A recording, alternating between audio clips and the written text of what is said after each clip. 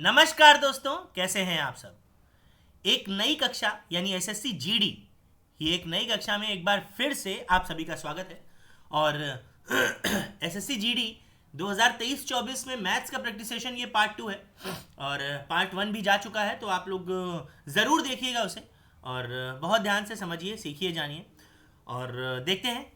लेकिन आपको मैं बता दूं कि ये जो क्लास हमारी चल रही है ना, ये अभी तो छोटी छोटी है। अभी लाइव क्लास भी होगी आपकी और आपको सारे सेशन मिलेंगे और हर एक पुराना क्वेश्चन भी मिलेगा। आपको कैसे सॉल्व करना है वो सारी विधि बताई जाएगी। तो कृपया परेशान ना हो और आपको सारी चीज़ों से अवगत कराया जाएगा। तो बस शुरू करते हैं, लेकिन आगे बढ़ने से पहले भाई चैनल को लाइक करिए, सब्सक्राइब करिए, शेयर करिए और उसके बाद आपको जो ये हमारा नंबर है उस पर भी कांटेक्ट करना है अगर आपको कोई समस्या हो। तो लाइक, सब्सक्राइब, शेयर करिए और फिर हम देखते हैं कि आगे किस तरह से हमें प्रश्नों को सॉल्व करना है। तो बहुत छोटी सी क्लास है, जैसे कल वाली थी। आप लोगों ने थोड़ा सा आप लोगों को बताना भी है कि जो कल वाली क्लास थी वो कैसी थी, तो थोड़ा कमेंट बॉक्स में कमेंट ज़रूर करिए और बताइए क्लास कैसी थी। तभी थोड़ा सा करिए भाई, मोटिवेट करिए, तभी तो आगे क्लास ले पाएंगे। करंट अफेयर्स भी सोच रहे थे करवाने के लिए, तो अब कंटिन्यू करना है तो करना ही पड़ेगा। चलिए देखते हैं। सॉरी, सर्दी हो गई है। चलिए आगे बढ़ते हैं। पहला प्रश्न लिखा है, राम को एक परीक्षा में 492 अंक प्राप्त होते हैं। ठीक है, यदि उसको 12 अंक और अधिक प्राप्त होते तो उसके प्राप्त अंकों का प्रतिशत 84 होता। बहुत बढ़िया। तब परीक्षा में अधिकतम अंक क्या है? देखो ऐसा है, परीक्षा के अधिकतम अंक यानी कुल मार्क्स, हर चीज अपने आप में 100% होती है। कितनी होती है? 100%। और 100% की वैल्यू तभी निकलती है जब उसे 1% की वैल्यू पता। ठीक, तो भैया 492 अंक प्राप्त होते हैं और 12 अंक और अधिक प्राप्त होते तो अंकों का परसेंट 84 हो जाता। भैया देखो, 492 अंक उसको मिले, ठीक, 492। अब सोचो 12 अंक उसको और मिल जाते तो 2 2 4 9 1 10 यानी 504 अंक मिलते, तो ये परसेंट हो जाता 84% के बराबर। क्या हो जाते?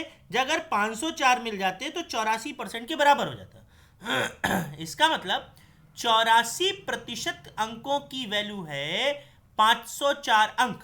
तो 1% की वैल्यू 8 छंग 48, 4 छंग 24 यानी 6 अंक आ गई। तो 100% बराबर क्या? 600 अंक। यानी परीक्षा जो टोटल थी वो 600 अंकों की थी। सॉरी, 600 अंकों की परीक्षा। ठीक है, चलिए तो आगे बढ़ते हैं, देखते हैं अगला प्रश्न क्या है। अगला प्रश्न लिखा है, नई सरकार की नीति में जो प्याज के मूल्य में 35% की वृद्धि कर दी जाती है। ठीक, तब एक व्यक्ति को प्याज की खपत को कितने प्रतिशत कम कर देना चाहिए कि उसके व्यय में कोई भी वृद्धि ना हो? कोई भी वृद्धि ना हो। अच्छा, ये लगभग में आएगा, पूरा पूरा तो नहीं आएगा, लगभग में आएगा। 26% लगभग आ सकता है। देखते हैं। देखो पहले तो हम इसकी ट्रिक सीखेंगे। इसकी ट्रिक क्या है? जब कभी भी ऐसा क्वेश्चन मिले जहां पर केवल एक जगह परसेंट दिया हो लेकिन तुलना की हो एक की दूसरे से, ठीक, किसी की ऊंचाई दी है तो उसकी दूसरे की ऊंचाई से तुलना, किसी की मूल्य दिया है किसी का तो उसकी खपत यानी अगर हम देखें तो कंजम्पशन से तुलना, या कोई और चीज़ें भी दी हों जो उससे तुलना कर रहा हो। तो तुलना करने वाला कोई भी प्रश्न हो, जैसे लंबाई दी हो, लेंथ, उसकी तुलना ब्रेथ से कर दे। तो कभी भी ऐसे क्वेश्चन मिले तो हमेशा एक फॉर्मूला लगाते हैं, R upon 100 plus minus R into 100। ये लगाते हैं, ये ठीक, ये हमेशा ये लगाते हैं। और ध्यान रखना, हमेशा सवाल की फर्स्ट लाइन देखते हैं। क्या देखते हैं? पहली लाइन। पहली लाइन में अगर वृद्धि है तो 100% में ऐड करके लिख देंगे और कमी है तो 100% में माइनस करके लिखेंगे। तो पहली लाइन में 35% की वृद्धि हुई है और जैसे ही वृद्धि हुई तो 35% की, तो 100 में 35 जोड़ दो, तो R क्या हो गया हमारा? 35। तो वृद्धि है तो नीचे 135 इंटू 100। तो ये आंसर आएगा लगभग में 26%। लगभग में कितना आएगा? 26%। ये आ गया पहली चीज। अब बेसिक से करते हैं। बेसिक, प्याज का मूल्य पहले 100 था भाई, 35% वृद्धि हो गई तो कितना हो गया? 135। तो अब जो कमी करनी है वो पूरा नए वाले से करनी है। तो हमेशा कितनी कमी करनी है? हमेशा क्या करेंगे? कमी लिखेंगे और हमेशा नया मूल्य, जो नया कितना हो गया 135 इंटू 100, ठीक, ये यानी नया मूल्य, यानी नया मूल्य, और कमी कितनी हुई है 35 की, फिर से 35/135, आंसर आ गया 26%। समझ गए? तो ये सारे प्रश्नों में करना है, ऐसे कोई भी तुलनात्मक प्रश्न हो सब में करना है। ठीक है, तीसरा प्रश्न देखते हैं। लिखा है एक दूध वाले के द्वारा दूध और पानी, एक दूध वाले के द्वारा दूध और पानी को किस अनुपात में मिलाया जाना चाहिए, दूध और पानी को किस अनुपात में मिलाया जाना चाहिए, बहुत बढ़िया प्रश्न है, कि वह मिश्रण को क्रय मूल्य पर ही बेचे तब भी उसे 10% का लाभ हो। बहुत बढ़िया प्रश्न है भाई।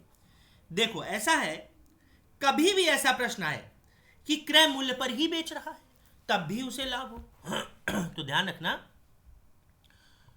जो मिल्क होगा, मिल्क यानी दूध, ठीक, मिल्क यानी दूध, इसको हम 100 मानेंगे, और जो पानी है, पानी वाटर। देखो करना क्या है, बहुत ध्यान से समझना, जब ऐसे आ जाए कितने में मिलाया जाए कि लाभ हो, कि जितना पानी, जितना लाभ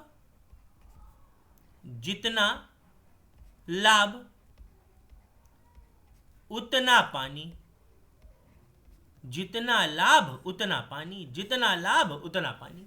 तो लाभ चाहिए 10%, तो 10% पानी मिला दो, कोई दिक्कत नहीं। तो ये हो गया 100, ये हो गया 10, रेशियो बन गया 10:1 का। बस यही करना और कुछ नहीं, और कुछ भी नहीं करना। अगर प्रश्न आ जाए कि यहाँ पर जैसे कि 35% का लाभ हो, तो ये भी कर सकते हो, 100:35, ये मिल्क और ये वाटर, 5 से काटो 20 बार, 5 7 35, 20:7 आ गया, लो खत्म। यही करना और कुछ भी नहीं करना, ठीक, यही करना है और कुछ भी नहीं करना है। समझ गए? चलिए अगले प्रश्न की ओर बढ़ रहे हैं। यदि दो संख्याओं का योग 693, दो संख्याओं का योग 693 और अंतर 45 है, तो बड़ी संख्या बताइए। अरे बहुत आसान प्रश्न है, 693 और अंतर 45, कुछ नहीं करना। जब दो संख्याओं का योग और अंतर दिया हो, देखो 693 योग है और अंतर 45, तो अंतर हटा दो, ठीक, 13 में 5 गया, 8 बचा, इधर 8 में 4 गया, 4, 648, जो बचा उसको दो बराबर भागों में बांट लो, तो भैया 324 और 324। अब जो डिफरेंस था वो किसी एक में जोड़ दो, यानी कितना 45 जोड़ दो, बड़ी संख्या निकले, 5 4 9 6 369, ये बड़ी संख्या, ये छोटी संख्या। आ गया आंसर। अगर ये भी आपसे ना हो तो हम देखो बताते हैं एक दूसरा एग्जाम्पल कैसे। ऐसे लिख ले रहे हैं, एग्जाम्पल दे रहे हैं कि a + b बराबर है 8 और a difference b is equal to 3, है ना, यानी दो संख्याओं का योगफल है 8 और अंतर आ रहा है 3 का। तो कैसे करेंगे भाई, कैसे करेंगे देखते हैं, ठीक है, देखो कैसे करेंगे। ऐसा है, सबसे पहले योग में से अंतर को घटाओ, कितना बचेगा, सॉरी योग अंतर आ रहा है 2 साल का, सॉरी यहाँ पर थोड़ी गड़बड़ कर दी, नहीं तो पॉइंट में आ जाएगा, पॉइंट में भी आ जाए तो कोई दिक्कत समस्या परेशानी की बात ही नहीं है, लेकिन फिर भी हाँ, तो यहाँ पर अंतर आ रहा है 2 का। अब आ गया, दो संख्याओं का योगफल है 8 और अंतर है 2, तो पहले तो अंतर घटा दो, कितना बचा 6, जो बचा उसको बराबर भागों में बांट दो, 3 और 3। अब ये तो हमने हटा लिया था ना, यही अंतर था, तो इसको किसी में जोड़ दो, एक में, तो एक हो गया 5 और दूसरा आ गया 3, देखो 5 3 8, आंसर आ गया। कोई दिक्कत, कोई समस्या परेशानी की बात नहीं है। आप दोबारा एक बार इस पे डिस्कस करिएगा, देखिएगा, ना समझ में आए तो पूछिएगा, कमेंट बॉक्स खुला है, जरूर बताइएगा। अगला क्वेश्चन बहुत बढ़िया प्रश्न है कि 50 रुपए का 6 महीने में प्रत्येक महीने के लिए 10 पैसे प्रति रुपए की दर से साधारण ब्याज क्या होगा। बहुत बढ़िया। सबसे पहले हम रेट निकालने कितनी होगी, ठीक, 1 रुपए पर ब्याज दिया जा रहा है 10 पैसे का, 10 पैसे का कितना ब्याज दिया जा रहा है, 10 पैसे का ब्याज दिया जा रहा है, 10 पैसे का, किसका, 1 रुपए पर 10 पैसे का ब्याज है। अब 1 रुपए पर 10 पैसे का ब्याज है, 1 रुपए मतलब क्या होता है 100 पैसे, तो 100 पैसे पर 10 पैसे का ब्याज, तो रेट क्या होगी, रेट देखते हैं, रेट होती है साधारण ब्याज गुणे 100 अपॉन मूलधन गुणे टाइम। तो साधारण ब्याज तो 10 पैसे का इंटू 100, नीचे मूलधन 100 है और टाइम है कितना, प्रति महीने, तो एक ही महीना हुआ ना ये। तो 2 जीरो से 2 जीरो गया तो बचेगा हमारा कितना, कितना हमारा 10%, कितना आ गया 10%। प्रत्येक महीने के 10 पैसे, 1 रुपये पर 10 पैसे प्रति रुपए की दर से साधारण ब्याज प्रत्येक महीने दिया जाता है। ठीक, तो अब 10% देनी, तो 50 रुपए का, रुपए 50 का 10% क्या होगा, 5 रुपए होगा प्रति महीना, प्रति माह। तो कह रहा है हमें 6 महीने का निकालना है, तो 1 महीने का 5 रुपए, तो 6 महीने का 36 रुपए, आंसर आ गया। 1 महीने का 5 रुपए तो 6 महीने का 36 रुपए, आंसर आ गया। बहुत आसानी से हो गया। तो ये कुछ छोटे छोटे क्वेश्चन हैं, अभी 5 प्रश्न हुए हैं, 2-4 और बचे हैं, बाकी बढ़िया क्लास भी लाएंगे। अभी समय का थोड़ा अभाव है, इस वजह से ये थोड़ा सा दिक्कत कर रहा है, बाकी ज़रूर आपके लिए और क्लासेस आएंगी, तो देखिए। ठीक है, चलो अगला क्वेश्चन देखिए। छठा कह रहा है उस मूलधन का पता लगाइए जो साधारण ब्याज की 8% की दर से, वार्षिक की दर से 9 महीने में 1000 हो जाता है। लगभग लिखा है, लगभग, और यहां साधारण ब्याज है। क्या लिखा है, साधारण। ऐसा है, साधारण ब्याज में दर हमेशा बराबर होती है। क्या होती, बराबर। यानी आप ऐसे सोचो कि 1 साल यानी 12 महीने का जो दर है वो 8%, 8% है। जाहिर सी बात है 6 महीने की क्या होगी, 6 महीने की 4% होगी। जाहिर सी बात है हम बोलेंगे भैया 3 महीने की बताओ, तो 3 महीने की क्या होगी, 2% होगी। हुई, ये हो गया 9 महीने का 1000 रुपये। अच्छा अब ये बात बताओ, 3 महीने का 2%, ठीक, तो 6 माह का कितना होगा, 6 माह की रेट हो जाएगी 4%। वैसे ही 9 महीने की रेट क्या होगी भाई, 2 जुड़ रहा है, तो ये हो गया 6%। तो 9 महीने की रेट आ गई 6%। ठीक, अब मूल्य तो बढ़ जाता है, 9 महीने में इतना हो जाता है, तो ये 1000 क्या है, ये 1000 है अमाउंट। क्या है, अमाउंट। अमाउंट को बोलते हैं मिश्रधन। क्या बोलते हैं, मिश्रधन। ठीक, अब मिश्रधन कैसे बनता है, मिश्रधन बनता है मूलधन प्लस ब्याज बराबर अमाउंट, यानी मिश्रधन। ठीक, यानी मूलधन प्लस ब्याज बराबर मिश्रधन, बराबर मिश्रधन। मूलधन अपने आप में होता है 100%, ब्याज है भैया 6%, तो मिश्रधन क्या होगा, और मिश्रधन है 1000, 1000, इसका मतलब 106% की वैल्यू 1000 रुपये है। तो 1% की वैल्यू क्या हुई, 1% की 1000 बटे 106, कह रहा लगभग मूलधन, तो 100% की वैल्यू 1000 बटे 106 गुणे 100। ठीक है, तो लगभग में निकलेगा। तो हम एक काम करते हैं, लगभग में अगर निकालेंगे, लगभग में अगर निकालेंगे तो 1000 गुणे 100 करेंगे तो लाख रुपए हो जाएगा, और 106 से इसको हम डिवाइड कर देते हैं। डिवाइड कर देंगे, हमारा आंसर आ जाएगा। ठीक, चलो डिवाइड करते हैं, देखते हैं क्या आ रहा है, देखते हैं, थोड़ा सा समझते हैं। अब गुणा करोगे तो 1000 के 3 जीरो और 200 के 0 डिवाइड बाई 106, अब जो आ जाएगा वो हमारा आंसर होगा लगभग में। और ये लगभग में आंसर आपको कमेंट बॉक्स में बताना पड़ेगा। ठीक, कितना आएगा, ठीक 900 के आसपास आ रहा, आप देखिएगा कितना आ रहा है लगभग में। बस इतना ध्यान रखिएगा, ये अप्रॉक्स का मैटर ये होता है अगर 0.5 से नीचे है, ठीक, अगर 0.5 तक है तो ये एक आगे जाएगा, और अगर 49 भी है तो एक नीचे जाएगा। समझे, पहले वाला लेते हैं। एग्जाम्पल के तौर पर 49.49 है तो इसको हम 49 ही पढ़ेंगे, लेकिन अगर 49.51 हो गया तो ये भैया 50 बन जाएगा। ठीक है, चलो आगे बढ़ते हैं, अगला क्वेश्चन देखते हैं, और देखते हैं भाई अगला क्वेश्चन किस तरह का है, कैसा है। ठीक, चलो देखते हैं। 7वां प्रश्न लिखा है, 100 लोगों में के एक समूह में 86 या तो ठंडा ड्रिंक पसंद करते हैं या आइसक्रीम। यदि 62 लोग ठंडा ड्रिंक पसंद करते हैं, कोल्ड ड्रिंक जिसको बोलते हैं, और 21 दोनों पसंद करते हैं, तो आइसक्रीम पसंद करने वाले लोगों की संख्या। भैया ये जो है ना वेन डायग्राम का क्वेश्चन है, वेन डायग्राम, ये वेन, ये क्या है, वेन का क्वेश्चन। समझ गए आप लोग, ये किसका क्वेश्चन है, वेन का। ठीक, अब इसको करना कैसे है देखो जरा, ये ठीक, ये है जो हमारा इधर वाला, ये है आइसक्रीम का, ये है जो ये कोल्ड ड्रिंक का है, ये जो है कोल्ड ड्रिंक का है।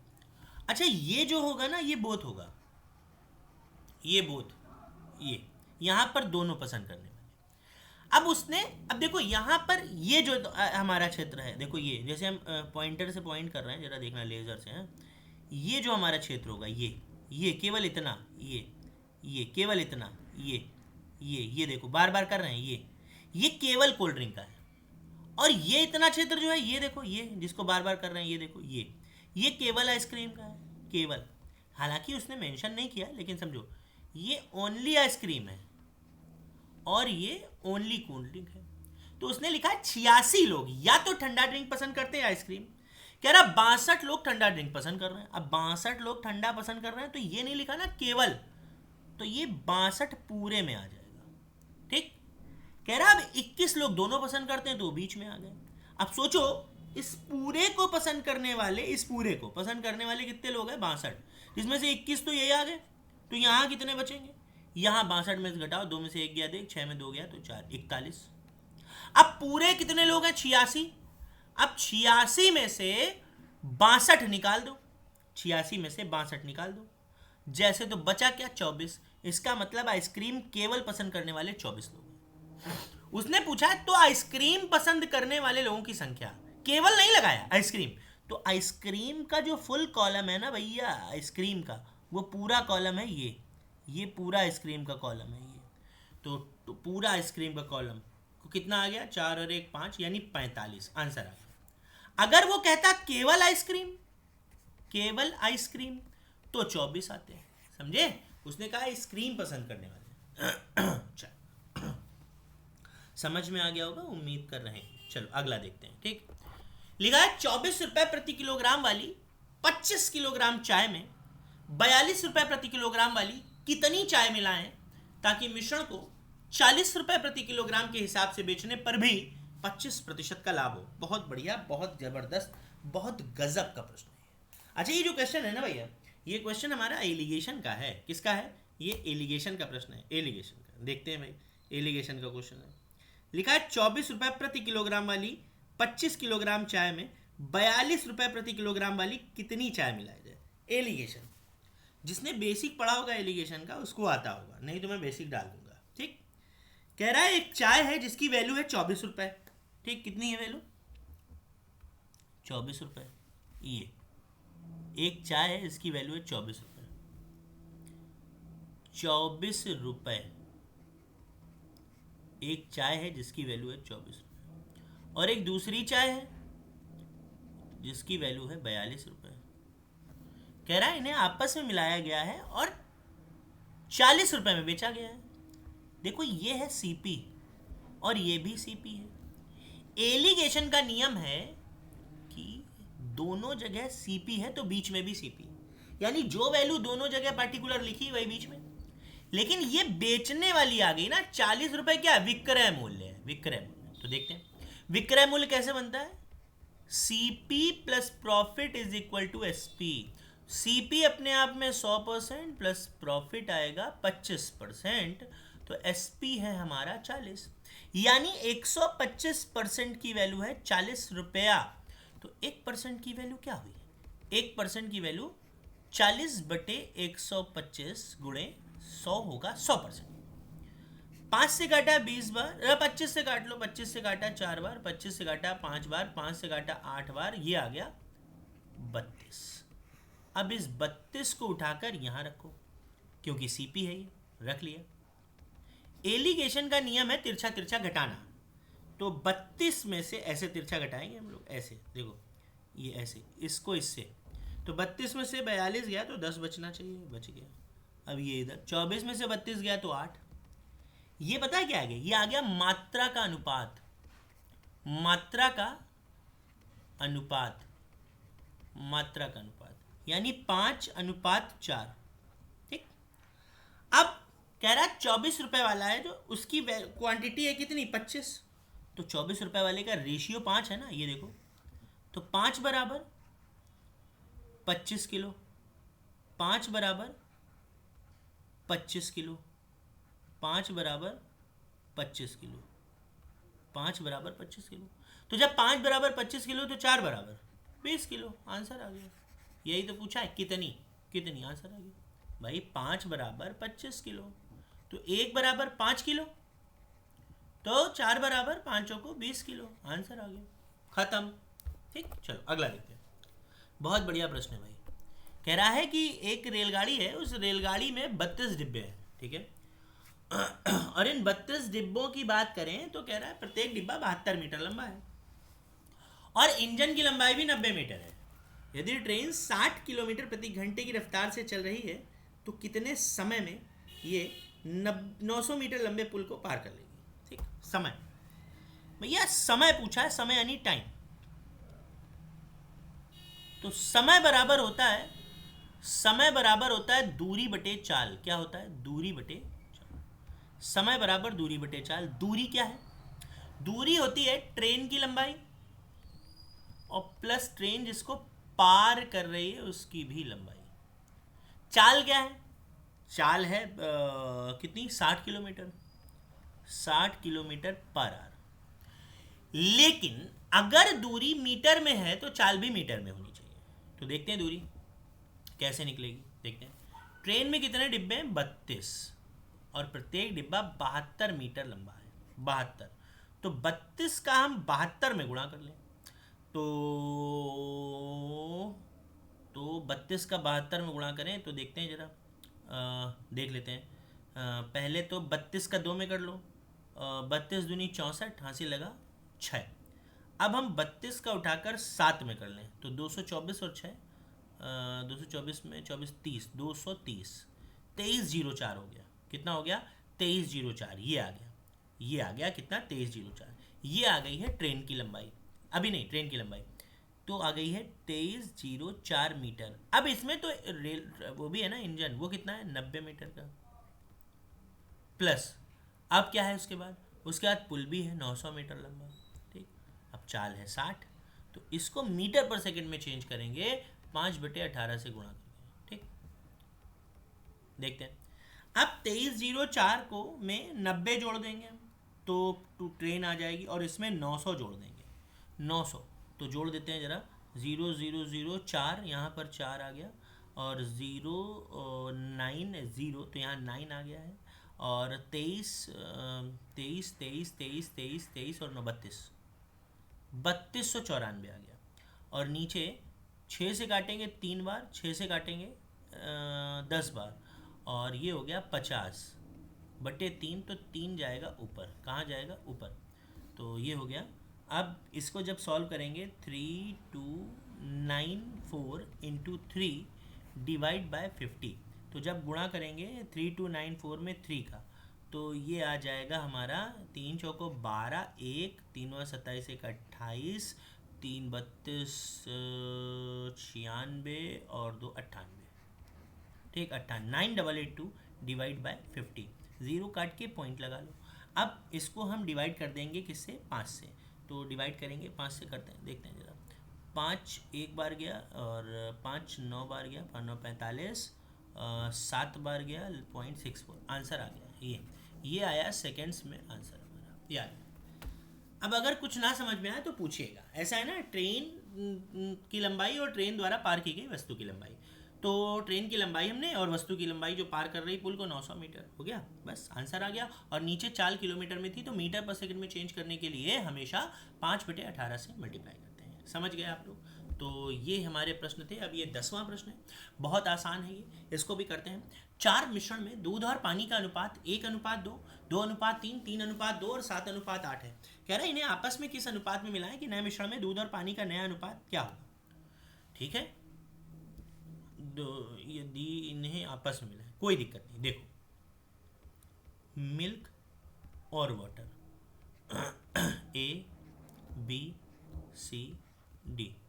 ABCD, 1:2, 2:3, 3:2, 7:8।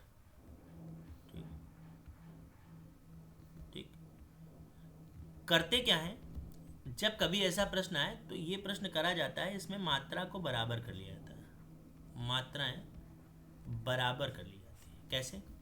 देखो 1 और 2 मिलकर क्या बनना, 3, 2 और 3 मिलकर 5, 3 और 2 मिलकर 5, 8 7 क्या मिलकर 15। तो एक कोई ऐसी वैल्यू बना लो जो ये सब बराबर हो जाए। तो हमने देखा 3 5 5 15 सब 15 बन सकते हैं, तो सबको 15 बना लें। और 15 बनाने के लिए यहाँ पर 5 से गुणा, यहाँ पर 3 से गुणा, यहाँ पर 3 से गुणा, यहाँ पर 1 से गुणा कर दिया, कर दिया, कर दिया, कर दिया। ठीक। देखो तो ये हो गया कि ये हो गया, 5 से मल्टीप्लाई करेंगे तो मिल्क और वाटर, मिल्क और वाटर 5 बन जा 5, यानी 5 एकम 5, 5 दूनी 10। ठीक। 3 दूनी 6 और 3 तिया 9। ठीक। देखो 10 5 15, 6 9 15, 15 ना, 3 दूनी 6 और सॉरी 3 तिया 9 होगा, इधर मैंने उल्टा लिख देना है, कोई बात नहीं, अभी इसको सही कर लेंगे। तो 3 तिया 9 और 3 दूनी 6। ठीक है। और 1 से काटेंगे तो 7 और 8, देखो सब 15 हो गया। 3 दूनी 6, 3 तिया 9, फिर मैंने 9 लिखना था यहाँ पे, कोई बात नहीं, पता नहीं, 3 तिया 9 6 15, 9 6 15, +5 15, 8 7 15। अब बस कोई दिक्कत नहीं, रेशियो आ गया। कैसे? देखो कैसे होगा, 10 9 19, 19 और 6 25, 25 और 8 33। ठीक है। और 6 5 11, 11 और 9 20, 7 27, 27:33। और 3 से कट गया, 3 9 27, 3 9:11 आंसर। एक बार आप भी चेक कर लीजिए कि 10 में जब हम जोड़ेंगे 9 को और 9 में जोड़ेंगे 6 को और 6 में जोड़ेंगे 8 तो 33 आएगा। सही है। अब 5 में हम जोड़ेंगे 6 को तो 11 हो जाएगा, और इसके बाद 9 जोड़ेंगे तो 20 हो जाएगा, 20 में 7 जोड़ेंगे 27 होगा, 3 से कट जाएगा, 3 9 27, 3 एकम 3, 9:11 ये हमारे प्रश्न का उत्तर। ठीक है। तो कैसी लगी आपको क्लास जरूर बताइएगा, चैनल को लाइक करिए, सब्सक्राइब करिए, शेयर करिए, बताइए कैसी लगी आपको कक्षा हमारी। आपसे फिर मुलाकात करें मैं अगले वीडियो में, तब तक के लिए थैंक यू, नमस्कार। लेकिन ध्यान रखिए भाई, लोगों को बताइए ज़रूर। आप जितना शेयर करेंगे ना, लोगों को जितना भेजेंगे ना, उतना हमें सपोर्ट मिलेगा। हम अगर दोबारा शुरू कर रहे हैं तो इसका मतलब कुछ ना कुछ आपका फ़ायदा है ना। अगर आप ऐसे करेंगे तो आप समझिए आपको बहुत ही रोचक जानकारियाँ भी देंगे, आपको करंट अफेयर्स भी प्रोवाइड कराएंगे, मतलब इतना करंट अफेयर करा देंगे कि आपका जीडी में कहीं पे कोई प्रॉब्लम ही नहीं होगी। कोई समस्या नहीं होगी। समझ रहे हैं आप लोग? तो बस इतना करिए, समझाइए, बताइए लोगों को और भेजिए, उन तक पहुंचाइए, शेयर जरूर करिए भाई, लोगों तक पहुंचाइए, पहुंचे तो ताकि हमें भी लाभ। चलिए मिलते हैं आपसे अगले वीडियो में, तब तक के लिए थैंक यू, नमस्कार।